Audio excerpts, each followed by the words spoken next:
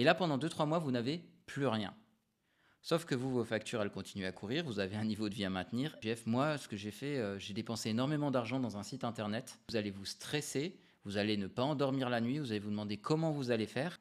Votre rôle, c'est de leur montrer, de les challenger là-dessus et de leur dire, bah ok, mais si tu fais ça, tu vas arriver à ça, ça, ça. Or, c'est pas ce que tu veux aujourd'hui. Salut les esprits libres, bienvenue à tous. Aujourd'hui, on a une vidéo qui va être assez costaud. Donc je vous conseille vraiment de rester jusqu'au bout. J'ai essayé de remettre en place toutes les erreurs que j'ai vues chez les différentes personnes que j'ai accompagnées sur les plus de 1500 appels de vente que j'ai passés. J'ai vraiment tout condensé pour être sûr que vous les ayez en tête et que vous ne les refassiez pas. Donc restez bien jusqu'au bout. À la fin, je vous donnerai aussi un petit tip, quelque chose qui va vraiment vous aider en fait à aller beaucoup plus loin et à, en plus d'éviter ces erreurs-là, surtout faire en sorte d'améliorer tout ce que vous êtes en train de faire dans votre business. Donc restez bien jusqu'au bout, vous allez voir, aujourd'hui il y a du taf, mettez-vous dans un endroit calme, préparez de quoi noter et c'est parti. Ok, la première erreur que je vois régulièrement dans les gens qui viennent me voir, c'est qu'en fait ils n'ont pas de système d'acquisition. Et quand je dis pas de système d'acquisition, c'est tous les prospects qui viennent me voir et que j'accompagne par la suite ne dépendent que du bouche à oreille et du réseau. Alors, entendons-nous bien, c'est pas un problème de dépendre du bouche à oreille et du réseau. Le problème, en fait, c'est pas un problème d'avoir du bouche à oreille et du réseau. C'est ça que je veux dire. Ça peut faire partie d'une stratégie en tant que telle d'acquisition, avec même du parrainage, avec de l'affiliation, très bien.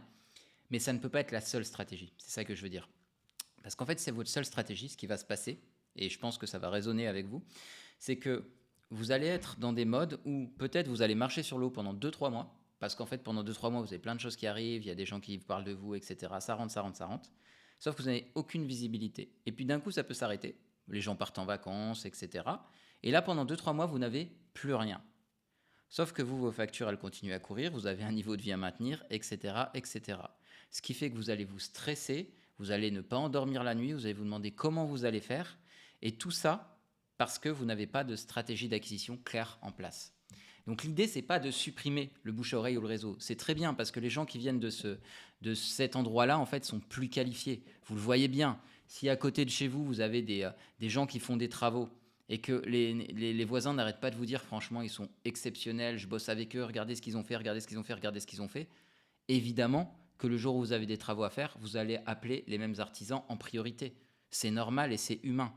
On a une prévalidation de gens qu'on connaît et qu'on estime, évidemment que derrière, on va essayer d'aller voir cela en priorité. C'est exactement la même chose dans le business. Les gens qui viennent par le réseau et le bouche à oreille sont des gens qui sont déjà préqualifiés. On n'est pas sur du prospect froid, ce sont des prospects tièdes, voire chauds. Donc évidemment que c'est un plus et un gros plus et qu'il ne faut pas l'abandonner. Mais par contre, ce qui est ultra important de comprendre, c'est qu'à côté de ça, vous avez besoin d'un matelas qui lui est prévisible et récurrent. Et ça, pour la plupart d'entre vous, vous ne l'avez pas. Et c'est ce qui fait que vous stagnez aujourd'hui dans vos revenus. Vous pouvez faire des très gros mois et puis après plus rien. Ou alors j'ai vu par exemple des freelances qui avaient quelques missions, de très grosses missions, et puis après, comme ils n'ont jamais fait de prospection, il est arrivé que pendant un an, il n'y ait plus de mission. C'est pas quelque chose de sain. Et sur le long terme, ça va vous créer plus de stress qu'autre chose. Pour certains d'entre vous, vous allez peut-être vous-même vous dire, bah, je préfère la sécurité et revenir dans le salariat. Donc vraiment, l'idée aujourd'hui, c'est que je vous montre à quel point c'est important d'avoir une vision un peu plus large du business. Et je vous donnerai à la fin des méthodes pour vraiment pouvoir vous y mettre et être plus tranquille sur le long terme. Donc ça, c'est la première erreur que je vois qui est vraiment, à mon sens, tellement répandue que c'est la première question maintenant que je pose en appel découverte sur le système d'acquisition et 90% des gens me disent la même chose. La deuxième que je vois, qui là me fait mal au cœur pour le coup, c'est il y a énormément de gens qui viennent me voir en disant bah ouais mais tu sais GF, moi ce que j'ai fait, j'ai dépensé énormément d'argent dans un site internet et franchement ça m'a ramené mais zéro résultat. Et ça me fait mal au cœur parce qu'en fait, je me rends compte que sur le marché, il y en a qui profitent de la non-connaissance technique de certains, qui vont facturer des sites internet quelquefois des 10 000 euros, des 15 000 euros avec soi-disant des super features techniques qui franchement ne rapportent que dalle. Et au final, ces gens-là, ils sont dégoûtés parce qu'ils ont mis un investissement sur la table en se disant que voilà, ils voulaient vraiment mettre du temps, de l'énergie dans leur business et qu'ils se donnaient les moyens d'y arriver pour finalement ne rien avoir. Alors, pourquoi ça n'a pas marché? Il y a deux choses.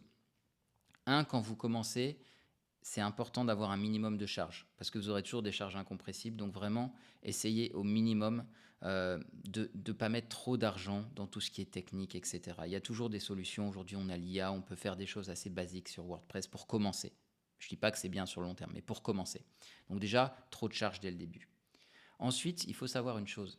Les sites internet, c'est bien. Je ne vais pas vous dire de ne pas avoir de site. C'est très bien. Mais le truc, c'est que c'est un business long terme. C'est un game qui se joue sur le long terme. Parce qu'en fait, ce n'est pas votre site internet seul qui va vous ramener des leads. C'est votre site internet combiné avec d'autres plateformes. Vous allez relier à YouTube, que vous allez relier peut-être à une plateforme de podcast, vous allez relier à vos réseaux sociaux, etc. etc. Et c'est tout l'écosystème qui va se nourrir mutuellement, qui au fur et à mesure va grossir et qui va faire que les gens vont commencer à venir chez vous. Il n'y a pas de miracle. Si vous avez juste un site internet, et j'exclus le fait que vous mettiez de la pub, hein, on dit que vous ne faites pas de pub, il n'y a pas de Google Ads ou quoi que ce soit, bah ça met du temps d'être référencé. Déjà, Google doit voir si vous n'êtes pas un robot, doit voir si vous postez régulièrement, doit voir si les gens restent sur votre site longtemps, donc il va vous classer. Il y a Google qui va vous donner un ranking qui va évoluer au fur et à mesure des années. C'est l'indice de confiance en fait. Et donc tout ça met du temps. Le référencement aujourd'hui a jamais été aussi, j'ai envie de dire... difficile, j'ai pas envie de vous faire peur en utilisant ce mot-là, mais ce que je veux dire, c'est qu'il y a énormément d'articles de blog maintenant qui sortent très régulièrement, énormément de gens qui vont référencer ce qu'ils disent grâce à l'IA, et donc en fait, si vous voulez, derrière, c'est important maintenant d'écrire ces articles en connaissance de cause. Quand vous êtes sur Internet et que vous publiez des posts, etc., ça doit respecter une certaine structure, ça doit respecter un certain SEO. Donc tout ça, SEO, Search Engine Optimization. Donc l'optimisation des mots-clés pour que les gens votre avatar client qui cherche l'article tombe facilement dessus. Donc tout ça, ça met du temps. Donc oui, sur le long terme, c'est excellent parce que ça va vous ramener des prospects qui vont vous connaître comme ça, qui vont s'éduquer avec vous, qui vont vous créer un lien de confiance et qui vont sur le long terme donc être beaucoup plus enclins à acheter chez vous que chez d'autres. Donc très bien, mais ça met du temps. Et donc c'est pas l'action prioritaire pour moi quand vous commencez. Je connais des gens qui ont fait des millions d'euros sans site internet. Et je vous le dis, j'en connais beaucoup. Pourquoi ? Parce qu'en fait, eux, ce qu'ils ont commencé à faire, alors ils ont commencé par le bouche à oreille évidemment, ils ont commencé à faire des prestations pour ces gens-là, ils ont eu du succès, et puis ainsi de suite, puis ainsi de suite, puis ainsi de suite. Okay, donc site internet très bien, ça peut être une vitrine, surtout si vous êtes dans un domaine spécifique, par exemple si vous êtes dans le domaine médical ou quoi, ça rassure, c'est clair que c'est important. Mais sinon, honnêtement, pas mettre trop d'argent là-dedans. Okay, au départ, on ne veut pas mettre trop d'argent dans quelque chose qui ne nous rapporte pas de l'argent tout de suite, parce que vous le verrez, la trésorerie, le cash, c'est l'oxygène de votre boîte. Donc vous ne pouvez pas vous permettre de cramer de l'argent comme ça. Donc ça, c'était la deuxième chose. La troisième chose qui est, à mon sens, trop répandue, et c'est pour ça que je fais ce que je fais, c'est l'allergie à la vente. Donc ça, c'est énormément de gens qui viennent me voir. Quand je discute avec eux, en fait, je me rends compte qu'il y a une friction interne. Alors, je la comprends, hein, mais elle est tellement éloignée de la vérité que ça me fait souvent sourire. C'est, ok, mais je ne veux pas prospecter, je ne veux pas aller voir les gens, je ne veux pas leur envoyer de messages directs, des DM sur LinkedIn ou quoi que ce soit, parce que je vais passer pour un vendeur de tapis, parce que je vais bon, excusez-moi le gros mot, je vais les faire chier, etc., etc. Ben, honnêtement, c'est tout sauf vrai, hein. Je pourrais vous prendre, si ça vous intéresse d'ailleurs, commentez-moi sur cette vidéo LinkedIn, si jamais vous voulez que je vous envoie des infos là-dessus. Mais moi, je vous donnerai des extraits de conversation avec des gens où ça se passe très très bien. Que certaines fois, on a des calls ensemble, certaines fois non. Dans tous les cas, on garde de très bons rapports. Il y en a qui, suite à notre discussion, repostent carrément mes posts parce qu'ils ont trouvé que c'était intéressant, que je leur apportais de la valeur. Donc le problème, en fait, c'est pas vraiment la vente. C'est votre manière de voir la vente. C'est la manière dont vous allez faire la vente qui est problématique. Personnellement, sur tous les appels que j'ai passés, et j'en ai passé beaucoup, j'ai rarement des gens qui me disaient, ça arrive, hein, attention, hein, on est toujours dans une... quelles que soient les statistiques, il y a toujours des extrêmes. Okay, donc il y aura toujours un petit pourcentage de gens qui vont se plaindre, qui vont dire que ça va pas. Donc j'en ai eu comme tout le monde, hein, quand vous passez des milliers d'appels de vente, vous ne pouvez pas l'éviter, mais 99% des gens étaient contents qu'ils closent ou pas, parce que je leur apportais de la valeur. Je me concentrais sur comment les aider. Et il y a plein de gens où c'est moi qui leur disais à la fin, bah écoute, là pour le moment, c'est pas le moment pour toi, il n'y a pas de souci. Par contre, je te conseille de mettre ça, ça, ça en place, et puis on se rappelle dans quelques mois. Et ça passe très bien. Donc en fait, j'aimerais démystifier ça, parce que la vente, et je vais me répéter, mais c'est aider les gens en fait. Il n'y a rien de plus empathique pour moi que la vente quand vous savez, prérequis, vous savez que ce que vous avez entre les mains peut aider la personne en face de vous. Parce que eux ne voient pas les angles morts. Eux, ils sont coincés dans leur niveau de conscience, ou, et attention, hein, quand je dis niveau de conscience, je ne suis pas en train de faire une comparaison hiérarchique, on est au-dessus du client ou quoi que ce soit. Non, c'est juste qu'il y a certaines choses, comme c'est votre spécialité, par exemple, vous faites, je sais pas moi, vous faites de la prestation sur le marketing ou le business, c'est votre spécialité, bah forcément, vous êtes plus éveillé sur ce sujet-là qu'eux. Eux, ils seront plus éveillés sur d'autres, mais en tout cas, sur ce sujet-là, vous avez plus de largeur, vous avez plus de recul. Et donc, vous êtes plus à même de comprendre ce que eux ne voient pas encore. Et votre rôle, bah, c'est totalement empathique de leur montrer ça. Votre rôle, c'est de leur montrer, de les challenger là-dessus et de leur dire, bah, ok, mais si tu fais ça, tu vas arriver à ça, ça, ça. Or, c'est pas ce que tu veux aujourd'hui. Donc, que ce soit avec moi ou pas, c'est important que tu changes ta manière de faire. Et tout ça, bah, c'est rendre service en fait. Donc, ça, je le vois régulièrement chez les gens. Et c'est pour ça d'ailleurs que moi aujourd'hui j'accompagne des gens sur la partie vente et je vois, enfin, j'ai pas encore tourné les témoignages et ça va venir, mais je trouve ça hyper, comment dire, grisant pour moi. Je suis vraiment content quand je vois des gens qu'au départ je prends dans mon accompagnement qui n'avaient pas du tout l'habitude de closer des prospects froids, on va dire, c'est-à-dire des prospects qui ne sont pas par le bouche à oreille, qui sont via des systèmes d'acquisition qu'on a mis en place ensemble, et de voir qu'au début, ben, ça balbutiait un peu et qu'aujourd'hui, ils m'enchaînent les clauses. Et ben, ça fait plaisir en fait, parce que ça me montre qu'en interne, ils ont vraiment fait ce travail de démystifier le fait que appeler quelqu'un ou vendre quelque chose à quelqu'un, c'est mauvais. Et quand c'est aligné, ça se passe très bien. Et donc vraiment ça, c'est très important. Il y a d'autres vidéos que j'ai faites spécifiquement sur la vente, vous pourrez revenir si vous le souhaitez. C'est vraiment important que ça, vous l'ayez en tête. La vente, c'est vraiment du service. Ok ? La quatrième chose que je vois régulièrement, et là ça va piquer un petit peu, mais je suis obligé de le dire. C'est qu'en fait, pour la plupart d'entre vous, vous ne vous mettez pas assez à la place du client final. Et c'est là où c'est un petit peu marrant, c'est que vous avez l'impression que la vente, ça va déranger les gens. Donc en gros, vous pensez que ce n'est pas être empathique que de vendre, alors que pour le coup, dans la réalité, quand vous faites de la vente bienveillante, c'est l'inverse.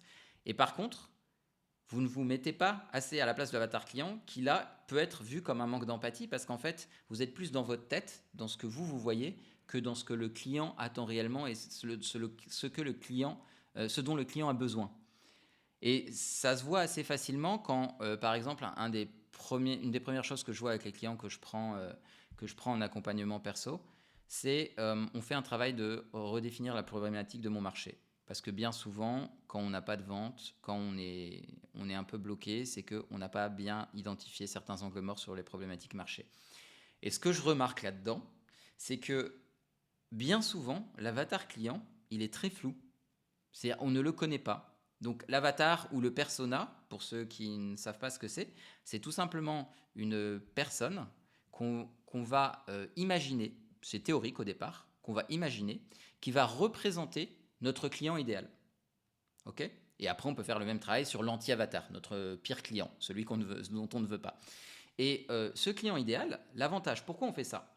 C'est qu'une fois qu'on l'a visualisé dans notre tête, on sait mettre en face des chiffres, on sait mettre en face une carrière, on sait mettre en face une situation familiale. Et donc, du coup, on sait mieux à qui on s'adresse. Et je vais donner un exemple concret. Si notre avatar client, on va l'appeler Frédéric, il a 40 ans, père de famille, 3 enfants, une maison à crédit.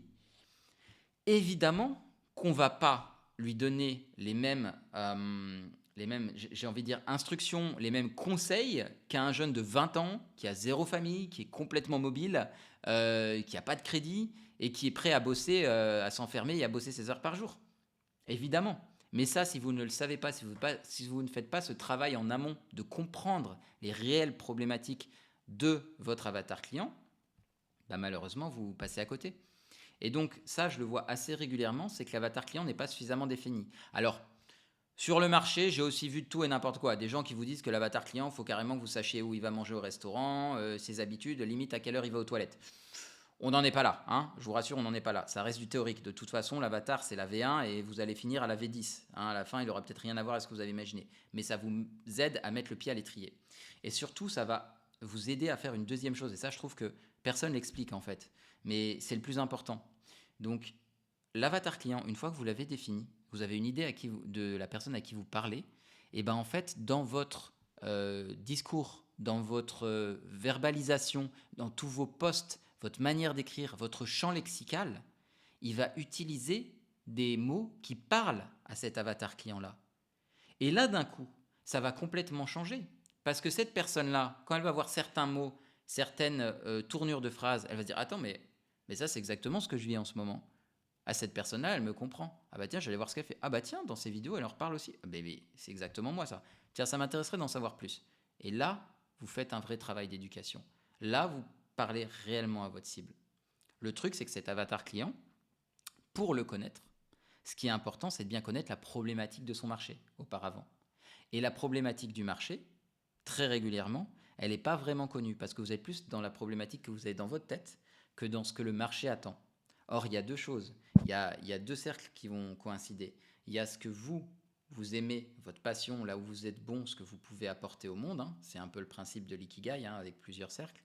Et il y a en face ce que le marché attend réellement, la douleur / problématique du marché. Et c'est à l'intersection des deux que nous, on veut être. Ni dans l'un, ni dans l'autre, à l'intersection des deux. Et c'est ça qui n'est pas forcément compris. Donc, une fois que vous aurez compris ce travail d'avatar client, ce qui va arriver, c'est que vos mots vont changer. Et là, on va rentrer dans ce qu'on appelle le copywriting, qui est l'art de vendre avec des mots. Et une fois que vous maîtrisez votre avatar et donc du coup vous adaptez le copywriting, là vous commencez à avoir des premiers leads qui viennent vers vous et qui sont beaucoup plus qualifiés. Donc très important, n'oubliez pas cette démarche, vraiment problématique marché, l'intersection des deux cercles, ce que moi je veux proposer, ce que le marché attend, et là ensuite vous pouvez commencer un copywriting beaucoup plus adapté.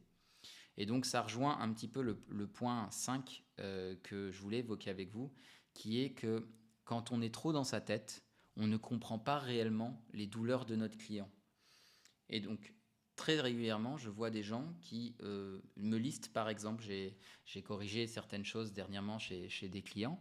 Ils m'ont proposé par exemple des sites internet, ils m'ont proposé des offres qu'ils voulaient proposer donc à leurs prospects. Et je me rendais compte en fait en lisant que j'étais sur une liste de caractéristiques. Alors nous, ce qu'on fait, c'est ça, on est les meilleurs du marché là-dessus, ceci, cela, donc on en mettait plein la vue à la tête des gens, mais on ne se posait pas la question de, ok, la personne qui est sur ce site internet-là, qu'est-ce qu'elle recherche vraiment? Quelle est sa réelle douleur? Et en fait, en rentrant comme ça dans l'esprit du prospect, on s'est rendu compte avec ce client-là, pour le coup, que en fait, on n'était pas du tout orienté bénéfice. On était orienté caractéristique. Et ce qui intéresse le client, c'est ce qu'il va en retirer. What's in it for me? Toujours. Mais mon super accent anglais, pardonnez-le, je parle bien anglais, mais par contre l'accent, ça ne changera pas. French accent. Donc, what's in it for me? Qu'est-ce qu'il y a dedans pour moi? Ok. Et donc, l'idée, quand la personne vient, ça doit lui sauter aux yeux. Qu'est-ce qu'il y a dedans pour moi? Ok, gagner, par exemple, gagner 3 heures de travail par jour en seulement 3 semaines. Parfait, là ça parle, on sait de quoi on parle. Ok, attirer 30% de leads en plus en bossant simplement 2 heures par jour, 2 heures par semaine en plus. Ok, on sait de quoi ça parle. Mais là, si vous dites, ok, nous on a un site qui fait ça, ça, ça, ça, ça, et puis après on a ça, ça, ça parle pas. Ça parle pas. Donc vraiment important, mettez-vous dans la tête du client final et réfléchissez toujours orienté bénéfice. Et je vous le dis ça d'autant plus que pour le coup, moi je suis ingénieur de formation, donc formation très technique. La plupart des gens que j'ai vus qui étaient comme ça sont des gens techniques à la base, parce qu'on a été formés comme ça. Caractéristiques, ok, A plus B égale C, etc., etc. Mais ça ne marche pas en business. En business, on a besoin de comprendre ce qu'il y a pour nous dans ce que vous nous proposez. Donc retenez bien cette partie-là, ça va vraiment changer les choses sur votre approche et sur les types de prospects que vous allez attirer. Ensuite, un blocage énorme que j'ai vu, je ne sais pas pourquoi, énormément de gens ont le syndrome de l'imposteur. C'est-à-dire qu'ils vont se dire qu'ils ne sont pas capables, en fait, d'aider les gens parce qu'ils se mettent en dessous de tout le monde. En fait, ils sous-estiment ce qu'ils ont fait et ils surestiment ce qu'il y a à faire. Et donc, ce qui se passe, c'est que j'ai beaucoup de personnes qui sont douées dans ce qu'elles font, de bons coachs, des bonnes... alors, j'ai des gens qui sont dans l'immobilier, j'ai des gens qui sont dans le design, j'ai des gens qui sont dans le SaaS, j'ai vraiment plein de casquettes différentes, et c'est toujours la même chose qui revient. Alors, un peu moins pour les boîtes un peu plus évoluées, où c'est très technique, le SaaS un peu moins, mais souvent c'est « Ok, mais je ne peux pas aider ces personnes-là parce que, franchement, elles sont déjà bien avancées, moi, qu'est-ce que je vais faire ?» Non. Ces gens-là sont peut-être avancés sur certaines choses, ok, mais il y a plein d'autres choses sur lesquelles elles ne sont pas avancées. Et là, il suffit d'avoir fait 2-3 étapes de plus, on peut déjà aider ces personnes-là. Et en plus, je pense, et ça c'est une théorie que je suis en train de développer en interne justement, qu'on aidera mieux ces personnes-là si on a, on va dire, quelques étapes de plus que si on est à 1 million d'étapes de plus. Parce que la personne qui a 1 million d'étapes de plus, elle a perdu de vue toutes les difficultés qu'elle avait au début. Donc en fait, elle ne se rend pas compte, comme elle a internalisé toutes ses compétences, elle ne se rend pas compte à quel point juste ça, ça va être très difficile comme première marche au départ. Parce qu'elle, elle a gravi tellement de marches que, bah alors, qu'est-ce que t'attends? Qu'est-ce que tu fais? Et c'est pour ça que sur beaucoup d'accompagnements high ticket, sur des gros, des très très gros, on a souvent une baisse du taux de réussite parce que, en fait, si vous voulez, c'est difficile. Quand on est gros, déjà on scale, on est plus sur du groupe, on est un peu moins suivi, etc. Mais c'est difficile de comprendre les difficultés qu'ont les gens au tout début. Alors que vous, comme c'est assez récent et que vous avez déjà fait ces marches-là et que vous avez que quelques marches supplémentaires, eh ben vous pouvez très bien aider ces gens-là en leur disant bah écoute, je comprends très bien ce que tu vis aujourd'hui, moi j'ai fait ça, ça, ça, et tu vas voir, ça va changer. En l'espace de 2-3 semaines, tu vas être là. Et ces gens-là sont contents parce que déjà vous avez la flexibilité de les aider, vous êtes plus à même de les aider parce que vous comprenez leurs problématiques, donc pour eux c'est tout bénef. Et donc, c'est important d'arrêter de se dénigrer, de se diminuer par rapport à d'autres, juste pour ça. Dites-vous bien, je vais vous donner des astuces pour ça. Dites-vous bien que quand vous êtes en face de quelqu'un qui a de l'autorité, qui est déjà là, en place depuis longtemps, ben vous, ce que vous avez à proposer en face de leur témoignage et de leur super réussite, etc., c'est votre flexibilité, d'être plus disponible pour les gens, et deux, d'être plus proche de leurs difficultés. Parce que vous les avez vécues récemment. Vous n'êtes pas en train de titiller encore des millions d'euros à gérer plutôt des problèmes de structure, des problèmes d'humain, etc. Vous êtes vraiment dedans, vous l'avez vécu. Et l'avez vécu il y a très peu de temps. Ok, donc en plus, au moment où vous l'avez vécu, ça se rapproche du moment où eux le vivent. Parce que certaines personnes qui ont réussi et depuis très longtemps, ils ont vécu ça peut-être il y a 10 ans. Et c'est le marché d'il y a 10 ans, c'est pas le marché d'aujourd'hui. Donc en plus, ça c'est important. Vous le vivez aujourd'hui, quasiment à la même période qu'eux. Donc ne vous dénigrez pas, vous pouvez très bien apporter, voire plus que certains gros, à ces gens-là. Voilà, c'est mon message, ne vous dénigrez pas. Le septième et dernier, et qui là à mon sens est vraiment, vraiment, vraiment trop répandu, c'est vouloir copier-coller des méthodes sans prendre en compte les angles morts. Et ça c'est trop, trop important pour que je ne vous en parle pas. Qu'est-ce que je veux dire par là?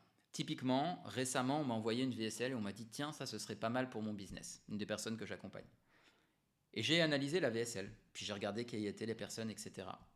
Et en fait, il se trouve que cette personne, la VSL, elle est mise derrière, donc VSL, pardon, Video Sales Letter. Donc c'est en fait une vidéo qui va vendre, tout simplement. C'est donc pendant 4-5 minutes, c'est une personne qui parle, qui explique les difficultés qu'elle a traversées, les difficultés que vous traversez, ce qu'il a mis en place qui a permis d'aller aller plus loin, etc. Et à la fin, il y a un appel à l'action qui va être soit s'inscrire pour un call ou quoi que ce soit. Ça, il le met après un mail, donc une liste mail déjà présente. Donc ça veut dire quoi? Prospect déjà éduqué, tiède ou chaud, ok? Et c'est une personne qui a déjà énormément d'autorité. Et donc on a en face de ça une personne qui a quasiment pas de base mail, qui a aucune autorité. Et qui me dit, bah écoute, là ça a l'air bien marché, c'est génial, je vais faire la même chose. Bah non. Non, absolument pas. Parce que si elle fait la même chose, elle va être déçue. Elle va pas avoir les résultats qu'il a. Parce que ces deux angles morts là, ils font tout. Si la personne a déjà de l'autorité, forcément que ça va être beaucoup plus simple pour elle. Forcément qu'elle va aller beaucoup plus facilement closer. Donc, cette chose-là, elle n'est pas prise en compte quand vous regardez de l'extérieur.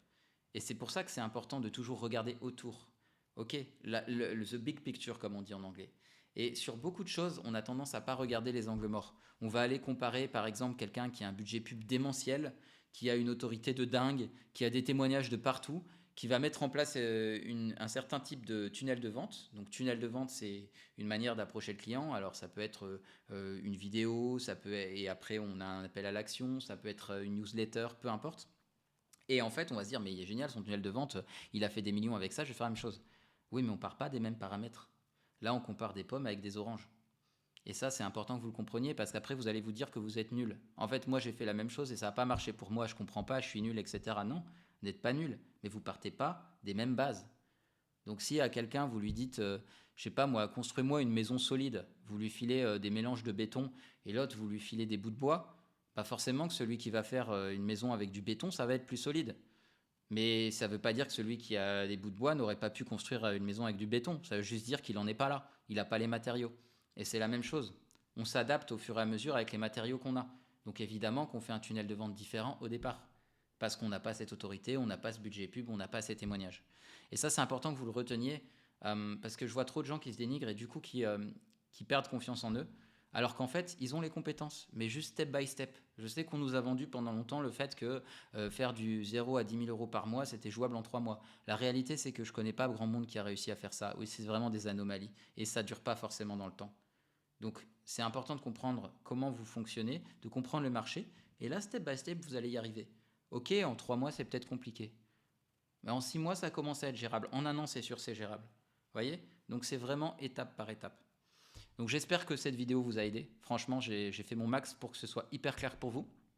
Si jamais vous voulez en savoir plus sur la manière dont je fais ça, ou si vous voulez vraiment avoir des astuces sur les exercices, tout ça, il y a deux solutions. Vous pouvez soit commenter en dessous avatar, et je vous mettrai moi les exos que j'utilise pour mon avatar client, soit vous pouvez carrément prendre directement rendez-vous et je vous expliquerai un petit peu comment vous pouvez aujourd'hui améliorer votre business. Ça n'engage à rien ce rendez-vous, je vous le dis directement, ce rendez-vous, je ne vous vendrai rien. Ok, ce rendez-vous, c'est vraiment vous, moi. Je vous montre comment vraiment voir les angles morts que vous n'avez pas vus, comment améliorer votre business. Et à la fin, si vous estimez que vous avez eu suffisamment de valeur et que vous avez envie d'en savoir plus sur la manière dont moi j'accompagne les gens, ce sera un plaisir de reprendre un rendez-vous ensemble et là je vous montrerai. Mais ce n'est pas le but premier de l'appel. J'espère que cette vidéo vous a aidé. N'hésitez pas à mettre un pouce ou à vous abonner et je vous dis à très bientôt pour la prochaine. Ciao.